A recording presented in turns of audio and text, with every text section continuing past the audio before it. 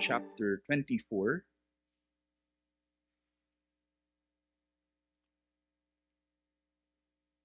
And our text is in verses 44 to 48. Luke 24, verses 44 to 48. Church, hear the word of the Lord. Then he said to them, "These are my words that I spoke to you while I was with you, that everything written about me in the law of Moses and the prophets and the Psalms must be fulfilled."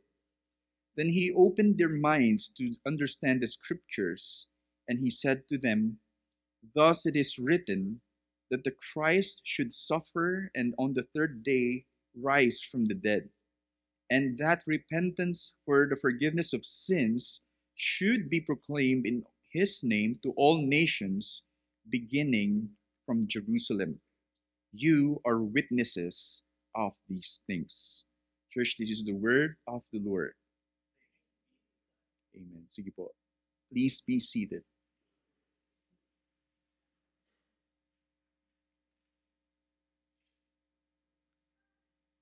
I'm thrilled because at least by next Sunday, we will conclude our sermon series dito po sa Gospel of Luke. So this is our second to the last, tama po ba? Sermon, and we will transition to the second volume ni Luke, which is Acts. Okay po? But we entitled this sermon, based on our text, The Lord's Valediction. Okay? The Lord's Valediction. Ayon po sa Oxford Dictionary, ang valediction ay nangangahulugang the action of saying farewell, or an act or address, or an act of addressing the people as he is about to say goodbye to them. So, ito po si Jesus. We all know, after triumphing on the cross by resurrecting from the dead, rising from the dead, appearing to the disciples, we have to understand, at least we have read this text, sabihin ko na po na hindi po ito nangyari sa buong araw, simula nung nagpakita siya nung umaga, at ito po'y gabi na tila. Actually, ito po ay summary ng pangyayari kung saan tinala dito ni Lucas yung parte na kung saan siya po ay nagbibigay na ng huling salita niya as he is about to ascend back to heavens. So imagine, he is about to go back, and these words undeniably are his last words before leaving earth. Now, what are those words that are important for us to receive, to commit, to remember always, and to be founded always in this call? Ito nga po yung valediction na tinatawag ni Jesus. So mas akma ang salitang ito sa sitwasyon dito sa ating teksto kung saan si Jesus ay nagbigay ng mahalagang salita sa kanyang mga disipulo bago siya tuluyang magpaalam at umakyat sa kalangitan. Kasi may mga valediction din si Jesus bago naman siya ipako. The last words of Jesus before his arrest sa upper room na tinatawag. But this is really the last words of Jesus before again leaving his disciples, going back to heaven. Kaya gaano nga ba kahalaga ang salitang ito ni Jesus para sa mga disipulo at sa buong kawan, especially sa puntong ito na kung saan napagtagumpayan niya na ang lahat. No? Siya na, kumbaga sa larawan ng digmaan, siya na yung hari na nasakop ang buong mundo, na pagtagumpayan niya ang powers in this world. Siya na, and everyone na natalo ay subject to him. Now, everyone is under him. Kaya nga actually sa Matthew 28, all authority in heaven is on me. In heaven and earth is on me. And he gave his commission na tinatawag. So we are ought indeed to heed ito pong mga salitang ito ni Jesus. Ang sentral na mensahe nito ay the gospel proclamation necessitates faithful witnesses who understand the scriptures through the risen Christ in the power of the Spirit. Again, the gospel proclamation necessitates faithful witnesses who understand the scriptures through the risen Christ in the power of the Spirit. Every part of it, every word is really structured for us to understand yun talagang kailangan nating makuha dito sa tekstong ito. The Lord, sabi po rito sa probably in verse 47, that repentance for the forgiveness of sins should be proclaimed in His name to all nations. But at the same time, hindi po ito maipoproklama ng mga disipulo na hindi tapat sa Kanya o kaya'y hindi namumuhay sa kapangyarihan ng Diyos sa banal na Espiritu na hindi natin muna in-include. Next Sunday po yung 49. Stay in the city until you're clothed with the power from on high. Yun po yung banal na Espiritu. Pero hindi rin po ito hindi niya pwedeng gamitin ang mga tao. Una, hindi kaisa sa Kanya, hindi nga po tagasunod.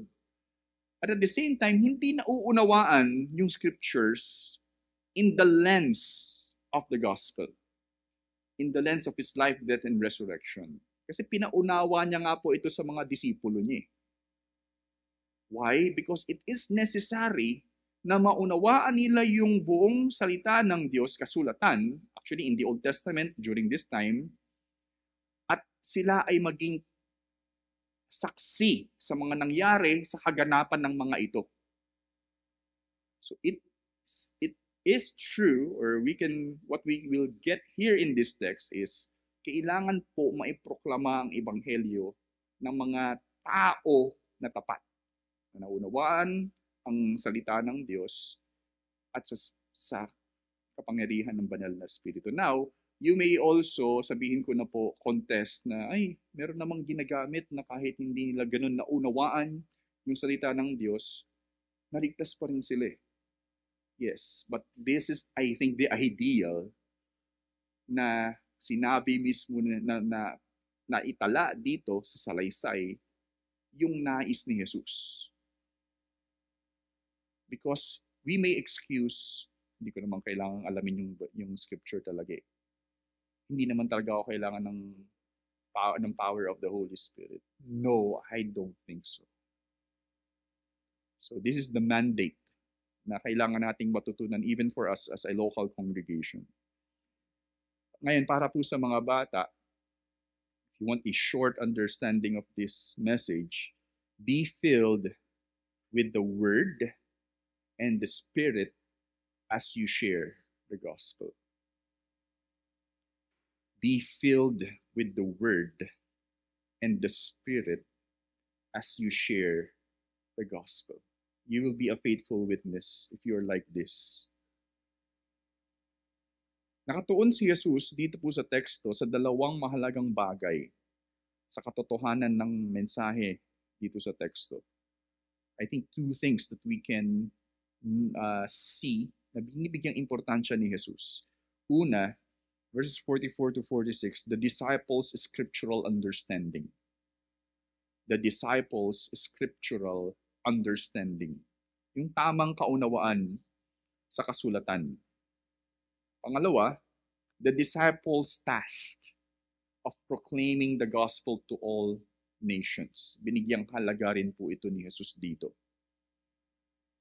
Ayan po, that they should understand well the scriptures and the truth about the scriptures concerning Him must be proclaimed to all the nations for the forgiveness of sins.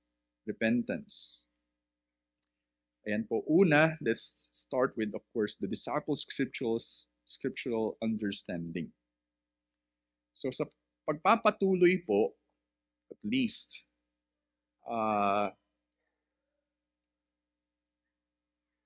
continuing from where we left off, right? So nagpakita po si Jesus. sa 11, which are the apostles, and the rest of the disciples, kung saan itong mga ito ay nag-gather. All of a sudden, Jesus appeared and really proving to them that the resurrection is real. Look at me. I'm not a ghost or spirit, for walang ghost na walang flesh, na may flesh actually. Do you have food to eat? Kumain din po siya.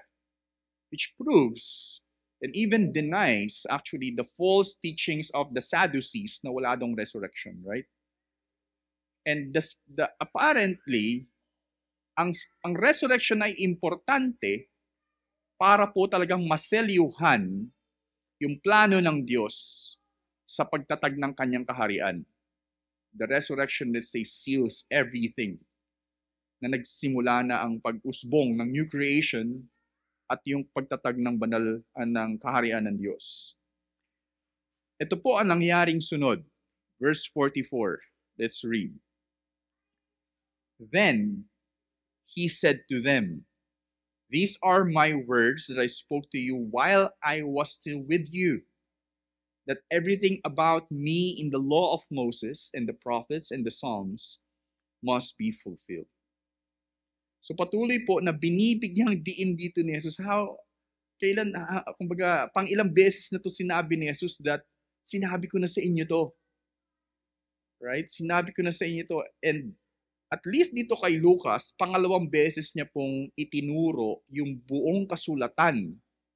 Kasi una, kanino po niya ginawa ito? Yes, to the two disciples on the way to Emmaus. Right? Nagkaroon sila ng some kind of deep study about the scriptures na pinakita niya na lahat ng ito ay actually patungkol sa akin. Now, not only to the two, but to the rest, the 11 and the whole disciples, tinuruan po niya, pinakita po niya. Actually, sa susunod pa pong text yun eh. Then he opened their minds, right? Pero mapapansin po dito na in verse 27, kung titignan po ninyo, ano po yung pinuntahan ni Jesus sa kasulatan? Beginning with verse 27, beginning with Moses and the prophets. What did you notice at this part? Sa verse 44, ano po yung tinuro niya? But including the Psalms. Right? So, actually, yes, the same po yun. I think hindi po nagkulang si Jesus dun sa two disciples na ang tinuro niya lang is yung kay Moses and the prophets. Kasi po, we have to understand, yung Old Testament, actually, yung Hebrew Bible, tinawag na Hebrew Bible kasi they do not include the New Testament. But they are inspired scriptures from the start, the Old Testament, which composed of tinatawag na Tanakh. Okay? Tanakh. That's the abbreviation for Torah, Nevi'im, and Ketuvim. Tanakh, which are the law, Torah, Nevi'im, the prophets. Navi are prophets. Nevi'im are the writings of the prophets. And Ketuvim. Actually, yun pala yung, Ketuvim are the writings, which are the Psalms. So in our translation, these are the books of Moses, the prophets, and the Psalms, which is the Old Testament.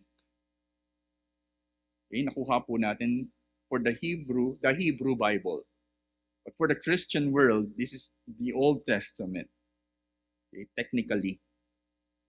So, the question is, bakit hindi sinama ni Jesus yung mga awit, dun sa mga two disciples? The explanation is, sinimulan lang daw po ni Jesus kay Moses and the prophets patungkol kay Jesus. Pero, even in the Psalms, it's clear it points out to Jesus. Okay? Ayan po yung mahalagang maintindihan din po natin dito sa ginawa ni Jesus. These are my words, and everything that I written about me in the law of Moses, the prophets, and the Psalms must be fulfilled. What he did next, ito na nga po yung ginawa niya. Kasunod, sabi sa verse 45 to 46, then he opened their minds to understand the scriptures. Ano po yung the scriptures? These are the law of Moses, the prophets, and the Psalms. And he said to them, thus it is written, that Christ, the Messiah, should suffer and on the third day rise from the dead. Inulit na naman po niya yung emphasis that this must be fulfilled. Pero in-establish po ni Jesus that everything you need to understand about the scriptures, the law, the prophets, and the Psalms, is about the fulfillment of the redemption of God through my death and resurrection. Mangyayari yung plano ng Diyos na katubusan sa buong nilikha sa pamamagitan ng aking sakripisyo. There's no other way to glory other than the cross again and the resurrection of Jesus from the dead. It is important. Kasi kung wala yung resurrection, again, our faith is futile. Kasi hindi nagtagumpay yung Messiah, yung talagang sinugo ng Diyos. The point is, nangyari na ito. During the time na sinasabi ito ni Jesus, while I was with you, sinasabi ko na sa inyo ito, hindi pa nangyayari. Now, at this point in time in the text, nangyari na. What's next? Yun po yung natutunan siguro natin last Sunday after the resurrection. So, pero pansinin po natin yung open their minds. Hindi po ito yung tila pinaunawa lang sa kanila. Yun pala yun. Kasi klarong tinuro ni Jesus. Sabi nga, if Jesus, ang mga disciples, actually the 11, are the most trained students compared to all seminary students combined. Why? Because they had the best teacher of all teachers. Compared sa sino pang mga doktor ng philosophy. Pinaunawa sa kanila ng best teacher, yung scripture. And probably we may say, kaya nabuksan yung kaisipan nila. Pero hindi po yun yung saysay ng text. Anong sinasabing open their minds? Naintindihan nila yung kasulatan dahil po kay Jesucristo. He opened their minds. If there is a parallel, probably an example of this, again sa Acts chapter 16:14, na-share ko po kayo ito kahapon. Acts 16:14, si Lydia, ang kilalang worshipper of God, hindi alam kung sino yung tunay na Diyos. Until the disciples or the apostles spoke to Lydia and yung word na pagkakasulat ni Lucas ay, and her mind was opened actually. Nabuksan din yung kanyang kaisipan. At anong nangyari? Nanampalataya siya.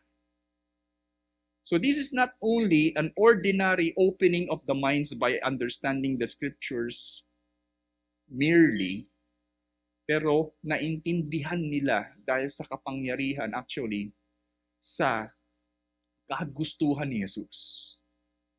That's why we pray about the illumination. If every time we start in the preaching of God's word, hindi lang maintindihan yung preaching magkaroon ng realization of things. Makita kung sino ang Diyos. Makita ang kahalagahan ni Jesucristo. Maintindihan yung scripture in light of who Jesus is. Probably yun din masasabi natin. So again, hindi po ito ordinaryong kaunawaan lang na nakita nila, naunawaan nila ang kasulatan. Lumalabas din po, this is what we also need to know, na yung mga 11 and disciples, we may say, na dito lang nila talaga naintindihan yung kasulatan. So, meaning, throughout the time na kasama nila si Jesus, hindi pa talaga ganun kaklaro sa kanila until Jesus opened their minds to understand.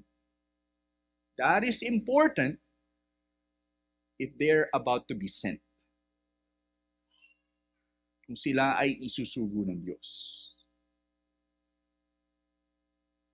Lalo't higit nung nangyari na. Right? Kasi po, tinuro sa kanila, it's about Jesus, pero much more na nail down ng gusto nung nangyari na yung propesiya, nung si Jesus ay namatay na nga at nabuhay muli. So ganun po lalong na bumigat yung katotohanan nito nung nangyari na ito. Sige. Binibigyang diin rito ni Jesus sa pagkakasaad ni Lucas, ito po yung emphasis that we may say, na ang mga tunay na disipulo bilang isang kawan ay mahalagang maunawaan ng ganap at wasto, precise, that's the word, ang kahulugan ng buong kasulatan base sa kaunawaan ni Jesus na nabuhay muli. Through the understanding of Jesus Christ that was risen from the dead. Doon po tayo nakabase sa tamang kaunawaan ng kasulatan in the Old Testament. And this is important for the whole disciples, even to us, na may tama tayong kaunawaan and precise. Now, the question again, inunahan ko na kayo kanina, paano kung hindi nila naunawaan yung buong Bible and they were able to share the gospel at may mga naligtas? Well, I may say I am one of them na at the start I didn't know until I understand the scriptures clearly. At napagtagpi-tagbi na parang puzzle, yun pala yun. And tremendous impact on the way how I am living my life to the Lord. Again, this is the ideal. That's why every church needs to understand the Bible clearly. Lifetime. It doesn't end until our faith comes to sight nga po, sabi. That's why for us as a church, we will not mellow down the task or the call to understand the scripture deeply. We will not take it lightly. Because Jesus died for this, to establish His church. At sila ay maging katapat na mga saksi. Faithful witnesses. Ang isang kawan, by implication, na hindi nakabase kay Jesucristo ang tapat na kaunawaan sa Biblia, ay walang karapatan na maging tagahayag ng katotohanan nito, katotohanan ng Biblia. That's why nagkaroon ng mga kulto, if I may say, if we may say. Kasi nakabase lang yun sa kaunawaan ng mismong simbahan at hindi mismo kay Jesucristo, tulad ng ginawa ni Jesucristo dito sa kanyang mga disipulo. Now, another thing, why are we adhering to the teachings of the apostles? Bakit tayo, in our sermon, the whole Bible, we treat this as the very Word of God?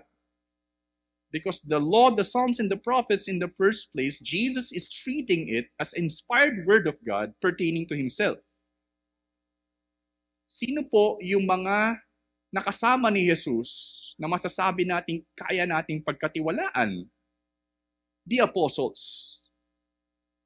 That's why in their time, every time the apostle speaks, even Paul, they are really like, stop and listen. Because that is the Word of God. Ganun po kumbaga parang ganun po nila tinitignan yung isang apostol. And the apostles were able to write, at least some apostles were able to write what the Lord Jesus taught to them for the whole church. We, as part of the universal church, are only adhering to what Jesus said and what his apostles taught to the church. Kasi the apostles themselves are not merely saying na, sabi nga, we are not peddling the word of God compared to other teachers. No, we are proclaiming Christ crucified. Paul gave that word. So yun po, ganun po kahalaga na maunawaan po natin ng husto ang Biblia bilang maging tapat na mga witnesses. Ang tamang katuruan ng Biblia sa simbahan at sa buong sangkatauhan ay naitatag ng kamatayan at pagkabuhay muli ni Jesus, na ang sino mang hindi dumepende dito ay walang taglay na kapangyarihan sa kapahayagan ng mensaheng hatid nito. Okay, so I'm talking about the real power. Not emotional power, not logical persuasion power. Madali lang tayong matrick sa mga magagaling na pagsasalita. So Paul himself, sabi niya, I decide to know nothing among you but Christ and Him crucified. Kasi yung ibang filosofiya ay hindi nagliligtas. Kahit magaganda pa sila sa katuruan. Ang tanging may otoridad sa buong kapahayagan ng Biblia ay ang isang kawan na tumatayo sa pundasyon ni Jesus at sa kanyang ginawa sa krus. If you are considering a kind of church that you know you can pour your life to them, all throughout your life you can bank on them, sila yung talagang makakita nating tumatayo lang sa pundasyon ni Jesus sa kanyang ginawa sa krus. And wala na pong iba. Lahat po, simula ng panahon ni Jesus, ay ito lang po yung mga naitatag na totoong kawan. Ganito kahalaga ang pagkakaroon ng mga disipulo o ng isang kawan, group of disciples, na may tamang kaunawaan sa kasulatan, na binibigyang diin ni Jesus bilang kanyang huling tagubilin. He has to let them know that the whole scripture, the Old Testament, pertains to him, and he opened their minds to understand, sabi po dito, the scriptures. And these disciples, including the apostles, were able to understand because of that enablement at itinuturo sa atin. Talking about your doubts, talking about the unbelief of some people, totoo ba ito? Yes, because of Jesus. Not because of anyone who is able to preach the word. Simply because of Jesus and what he did and how he opened this understanding to the followers of him at that time. Sa madaling salita, ang isang kawan bilang hinirang na saksi para sa sangkatauhan ay nakatatag lamang kay Jesus at sa Ebanghelyo. The Church of Christ is only established sa pamamagitan niya at sa kanyang ginawa. The gospel itself, the good news of Christ. So again, una po, the disciples' scriptural understanding. It is important. Now, second emphasis dito po sa text is the disciples' task of proclaiming the gospel to all nations. Verse 47 to 48. So, dahil sa katuparan ng kasulatan, the Old Testament, sa pagdating ni Jesus, at pagsasagawa ng mga ito, fulfilling it, na itatag na ng ganap ang katotohanan nito, right? It is really sealed na iproklama. In their eyes, dumating yung Messiah. In their eyes, they saw what happened on the cross. And at the start, they were broken. They were disappointed he died. But he resurrected, proving the scriptures are true. Again, what's next? Right? This is true. Pinakita ko sa inyo. Pinahayag kasunod ni Jesus ang bagong katangian ng kapahayagan nito. I like it. Based kay Howard Marshall, nagkaroon daw ng new nature yung proclamation of God's word dahil sa nangyari kay Jesus o sa na-accomplish ni Jesus. Ang sunod na sinabi ni Jesus in verse 47 to 48, and that repentance for the forgiveness of sins, now that's the new nature, let's say, should be proclaimed in His name to all nations, beginning from Jerusalem. You are witnesses of these things. Ito po ang masasabi ko dito. Lumalabas na sa pagsasakatuparan ng planong katubusan ng mga makasalanan, the plan of redemption for the sinners, through Jesus Christ, nasaan po ito pinahayag uli? Sa Old Testament. Okay, the plan of redemption right from the start. Ngayon po, ang mandato, the mandate ay maihayag sa buong mundo. Sabi po rin po dito, simula daw po sa Jerusalem, ang ebanghelyo para makamtan ito. Now, this is how I see it, no? Jesus taught them about Him doon sa scriptures. Okay, everything in the Old Testament is about me. Now it is fulfilled. And this is not about its fulfillment. It is about how it will be applied, how it will take effect doon sa mga makakatanggap ng mensaheng ito. Okay? It's not just about Jesus Christ. It is about its proclamation so that many up to this time and to the future mangyari yung kaligtasan yon as they will also come to faith as they hear the message of the gospel. Hindi lang po ito basta maipaunawa lang si Jesus, pero sabi dito that repentance for the forgiveness of sins actually will happen in this proclamation. Yan po, patuloy na binibigyang diin ni Jesus rito ang kahalagahan. Pero ito po, ngunit patuloy na binibigyang diin ni Jesus yung kahalagahan ng mga naghahayag. Hindi lang yung basta yung maiproklame. Kasi sabi dito, you are witnesses of these things. May partikular na tinukoy si Jesus patungkol sa katotohanan at pagsasagawa nito. How should we understand this? Hindi ito basta maihahayag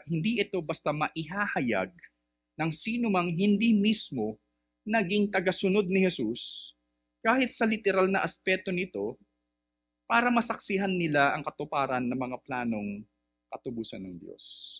Hindi sila matatawag na disipulo o kaya witnesses kung hindi nila nakita mismo si Jesus, nakitang nangyari yung sinasabi sa kasulatan, the resurrection, let's say, ultimately, walang ibang pwedeng magproklama nito other than the witnesses na tinatawag. Kaya, paano sila matatawag na witnesses kung hindi naman talaga nila nakita iyon? Another thing, kung hindi nila nakita yung buhay ni Jesus, even in a daily basis, especially the 11, para sila matawag na disipulo. Kaya sabi ko dito yung literal na aspeto, talagang sinundan nila si Jesus? Hindi. Ayan po, no? Yun po yung punto dito. You are witnesses of these things. Hindi basta maihahayag ito apart from the true witnesses. Ang mga apostol at mga disipulo sa panahon o kaya sa mga sandaling iyon, kasi may gathered disciples during that time, ay hindi maikakailang saksi sa lahat ng mga nangyaring kaganapan kay Jesus. Sila po talaga yung mga naging witnesses. Pero ito po yung sabi ni Howard Marshall, Ian Howard Marshall, bukod po rito sa sinabi natin, but the scripture can be fulfilled only if those who are equipped to attest the saving facts are sent out to proclaim the message in the power of the Spirit. Yung komentong po niyang ito ay hindi patungkol sa verse 49, pero binanggit niya na po yung elemento sa verse 49 na kinakailangan pa rin ng kapangyarihan mula sa kataas-taasan, sabi, from on high, bago sila maging magbigay ng magproklama ng mensahe ng Ebanghelyo. Ibig pong sabihin, kung hindi sila equipped in the scripture and at the same time, by the power of the Spirit, they can never be considered witnesses. They can never qualify actually as witnesses. Ayan po. Bagamat po sa hindi natin na isama dito because it's actually a good division kapag sinama natin yung gift of the Holy Spirit as Jesus Christ ascend. Ano? Pero pinapagtibay ni Jesus na ang gagamiting instrumento ng kapahayagan ng Ebanghelyo ay ang mga disipulong may kakayanang humayo sa pamamagitan ng kapangyarihan ng Espiritu Santo. You're equipped in understanding the scripture about the gospel, but at the same time, you cannot do it apart from the power of the Holy Spirit. That they have to stay in the city, which in Acts, nangyari po yung pagbaba ng banal na spirito. And to mind us actively in us, or in our midst, every time we gather and everywhere we are, the Holy Spirit is with us. Ayan po. Even as a church. Pero may isang aspeto na dapat po nating pansinin dito. Yung talagang manahan yung kapangyarihan ng Espiritu sa mga disipulo. Kaya, kahit na nung balik na si Jesus sa kalangitan, patuloy na lumalawak ang kaharian ng Diyos through the proclamation of the gospel. Bakit po lumalawak? Kasi po, every time the gospel is preached to such places na wala pa pong nananampalataya, faith comes from hearing and hearing through the preaching of the word. Right? That is in Romans. Unless someone will go there also, unless they are sent, sinabi pa ni Paul. Right? Pero apart also from the enablement of God, they will not really hear. Pero those are the elements na kinakailangan. But every time the gospel is preached to a place, someone really come to faith. Imagine someone in Bulacnin, someone in Pusil, or someone in Lipa, somewhere in Batangas, in Laguna, kanina sa India, everywhere in the world, to all nations, sabi po dito, nagkakaroon po ng mga disciples, followers. And everywhere they are, the kingdom of God is continuously, advancing. At nagtatagumpay yung planong redemption ng Diyos hanggang sa panunumbalik ni Jesus. Kaya nag-a-advance yung gospel through the proclamation, yung kingdom of God through the proclamation of the gospel. Hindi man kahit nanumbalik na si Jesus, patuloy na lumalawak ang kaharian ng Diyos sa kapahayagan ng Ebanghelyo ng bawat kawan hanggang ngayon o kahit sa hinaharap, sa kapangyarihan ng banal na spirito. Still, hindi tayo iniwan ni Jesus. Sabi sa John, I will not leave you as orphans, but I will give you a gift actually. Doon ko po na-appreciate yung Holy Spirit. Doon ko po na-appreciate na talagang akala natin wala na si Jesus basta. No. Kasama natin yung banal na Espiritu. That's why we can continue in this task and in following Him. Muli po, tinuon ni Jesus sa dalawang mahalagang bagay ang katotohanan ng mensahe sa atin sa tekstong ito. Una, the disciples' scriptural understanding. Yun po yung isa. Pangalawa, the disciples' task of proclaiming the gospel to all nations. Two things na binigyang diin ni Jesus. Ang nagsasabi ring, understand the Bible well and share the gospel to all. Proclaiming the gospel. Ito po ang mga application. How can we apply this as a church? Una, grow your faith in Jesus by knowing the scriptures well. There's no other way for you to profess that you are a believer and you are a disciple, but you do not know everything about God through His Word. There's no way na kayo po ay matatawag na disipulo if you do not know the scriptures well. Huwag mong baliwalain ang kahalagahan ng kaunawaan mo sa Biblia para sa iyong pananampalataya. You're praying about growing your faith in the Lord. No, you will never grow apart from knowing the scriptures well. Kaya huwag niyo pong babaliwalain yung pagbabasa ng Biblia. With all seriousness. Manahan ka kay Jesus sa pamamagitan ng pagbabasa ng Biblia araw-araw para lumago ka bilang disipulo. If I will ask you, ano pong nako-contribute na malaking percentage ng oras natin na pupunta sa cellphone? Well, there is something na nako-contribute sa buhay niyo. Maybe foolishness. But if you will immerse yourself in the Bible, don't doubt anything kung ano man yung nako-contribute nun. But deeper faith in God. You do not know yet deeply, but trust along the way, unti-unti po yung maiintindihan nyo. Kaya ako po sinabing manahan kay Jesus. Kasi ito po yung sinabi niya sa John chapter 15. Recently, we learned this in our Bible study and I appreciate it. John 15:5-8. I am the vine, you are the branches. Whoever abides in me, yun yung manahan, and I in him, he it is that bears much fruit. For apart from me, you can do nothing. Literally, if we are the branches, Jesus is the vine, how can you bear fruit? Simple understanding.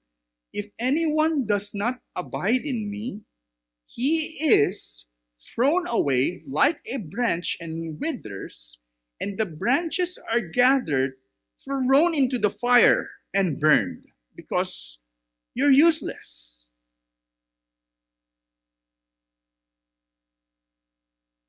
If you abide in me, and my words, particularly, my words abide in you, ask whatever you wish, and it will be done for you, in light of God's will and His glory. By this, the bearing of the fruit, my Father is glorified, that you bear much fruit and so prove to be my disciples.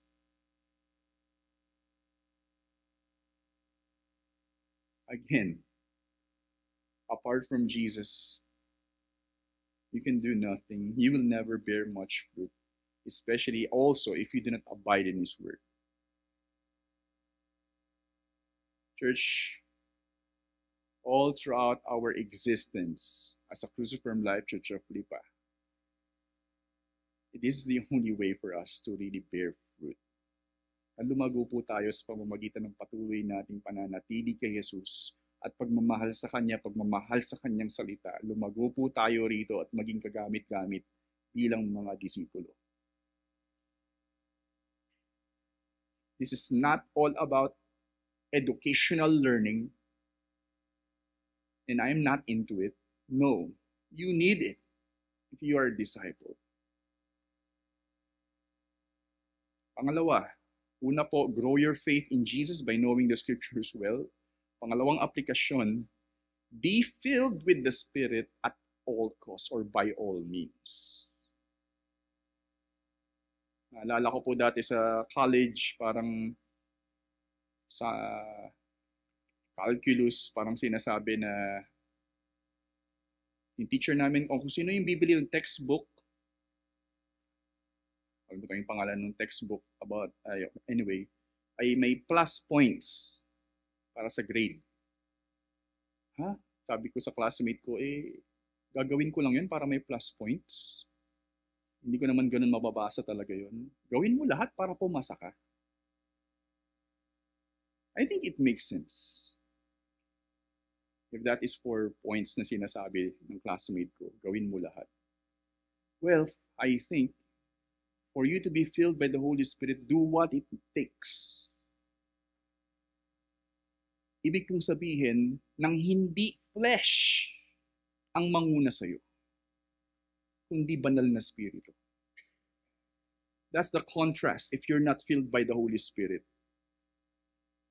Yang nga sinasabi ni Pablo, mortify the deeds of the flesh. Kasi yun po talagang kailangan gawin. Sabi ni John Owen, be killing sin or sin will be killing you. And how can we do that? By yielding to the Holy Spirit. Sabi po ni Pablo sa Ephesians chapter 5:18, this is a command. Do not get drunk with wine, for that is debauchery or into wild, some kind of frenzy or what. But be filled with the Spirit. Be filled with the Spirit is actually a command. Yan lang po yung isang command daw sa New Testament patungkol sa banal na Spirito. Hindi sapat na kilalanin mo ang iyong sarili na isang disipulo kung ikaw naman ay hindi namumuhay sa kapangyarihan ng banal na Spirito. Sabi rin ni Pablo sa Galatians 5:19 to 25, ito po. But if you are led by the Spirit, you are not under the law. Ibig pong sabihin, of course, under grace. Kasi po, namumuhay sila sa pagsasagawalang legalism issue. Now, the works of the flesh are evident. We all agree. Sexual immorality, impurity, sensuality, idolatry, sorcery, even in their time, enmity, strife, jealousy, fits of anger, rivalries, dissensions, divisions, envy, drunkenness, orgies, and things like these. These are the works of the flesh, and we can never deny it. I warn you, as I warned you before, that those who do such things will not inherit the kingdom of God. People who are in the flesh will not inherit the kingdom of God. But the fruit of the Spirit, what are the fruits of the Spirit? Is love, joy, peace, patience, kindness, goodness, faithfulness, gentleness, self-control. Against such things there is no law. And those who belong to Christ Jesus have crucified the flesh with its passions and desires. If we live by the Spirit, let us also keep in step with the Spirit. If you're in Christ, if you belong to Christ, you have crucified everything. The flesh. Now you are in the Spirit. We also have to keep in step with the Spirit. we can never neglect being filled by the Spirit. If you're thinking, I'm a Christian, akala ko it's all about accepting Jesus Christ lang, ba't kailangan pong magbasa ng Bible? Ba't kailangan ko pong mag-pray? Probably we are thinking is these are just religious stops na kailangan lang gawin. But we are not aware that we need it. Because patuloy tayong namumuhay sa mundo, sa fallen world, na patuloy tayong dinadala pa rin sa destruction. Kaya kaugnay ng mensahe sa teksto, if we will go back to our text with all of these truths in the Bible, tanging mga tunay na disipulong lumalago sa salita ng Diyos at sa kapangyarihan ng banal na Espiritu, nalulugod ang Diyos na maging kagamit-gamit sa kaharian ng Diyos. Sila yung masasabing faithful witnesses and effective witnesses. Kaya bilang isang kawan o isang church, sama-sama nating sikapin na lumago bilang mga disipulo para sa mga mundo na nangangailangan ng mga tunay na saksi ni Jesus at tapat na magpapahayag ng Ebanghelyo. It's for the sake not only of for God, but for the sake of the world. Maging gagamit-gamit tayong mga disipulo. They need true witnesses. They need faithful witnesses. Hindi sila basta magiging isa kay Jesus kung walang tapat na maghahayag ng Ebanghelyo kahit sa pamumuhay nila. At kung wala rin yung kapangyarihan ng banal na Espiritu sa kanila. Church, we do not want to settle for anything less.